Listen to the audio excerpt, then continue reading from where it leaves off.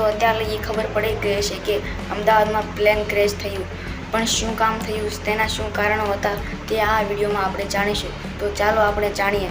આ પ્લેન 11 વર્ષ જૂનું હતું અને તે ફ્યુલ લીક અને સમસ્યાઓનો સામનો પહેલાંથી જ કરી ચૂક્યું હતું. આ વિમાન માત્ર 34 સેકન્ડમાં 625 મીટર ઊંચાઈએ જઈ શક્યું નહીં અને સ્ટેલ ઉપર જઈને ટકરાયું. એક 17 વર્ષનો છોકરો જે તેના ધાબા ઉપર ચડીને વિડીયો બનાવતો હતો તેના મિત્રોને દેખાડવા કે વિમાન કેવી રીતે ઉડે છે. જ્યારે ત્યારે વિડીયો ઉતાર્યો ત્યારે તેને કંઈક વિમાન પહેલાં ઉડ્યું પછી નીચે જતું દેખાયું અને તે વિડીયો લાંબો ઉતાર્યો. અને જ્યારે ધડાકો થાય છે ત્યાં સુધી તેને વિડીયો ઉતાર્યો. તે વિડીયો બહુ વાયરલ જાય છે.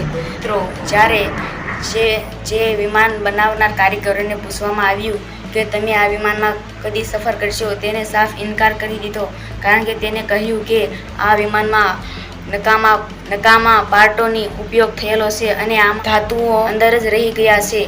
પેસેન્જરમાંથી ફક્ત એક જ પેસેન્જર બચ્યો, વિશ્વાસ કુમાર રમેશ. તે ગેટ પાસેની એ સીટ ઉપર બેઠો હતો. જ્યારે વિમાન ક્રેશ થવાનું હતું ત્યારે તે ત્યાંથી કૂદકો મારીને નીચે પડી જાય છે.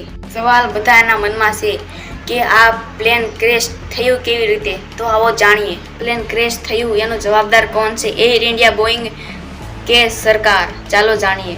આ પહેલાં પણ તેના તે જ વિમાને એક ઉડાન ભરી હતી. તેમાં એક ભાઈએ એક વિડીયો ઉતાર્યો હતો અને તે બહુ જ વાયરલ ગયો હતો. કહ્યું હતું તેમાં કે આ એસી ઓન નથી થતી અને રિમોટ કંટ્રોલ હરખા કામ નથી કરતા. જ્હોન બાર્નેટે થોડા વર્ષો પહેલાં કહ્યું હતું કે વિમાન બનાવવા જો લાપરવાહી કરી જાય તો 10 થી 12 વર્ષમાં તે ક્રેશ થઈ શકે છે. અને હવે જે એર ઇન્ડિયાનું વિમાન ક્રેશ થયું તે 11 વર્ષ જૂનું હતું. હવે તો તમને ખબર પડી જ ગઈ હશે ને કે વાંક કોનો હતો. મળીએ બીજા વિડીયોમાં. જય હિન્દ, જય ભારત.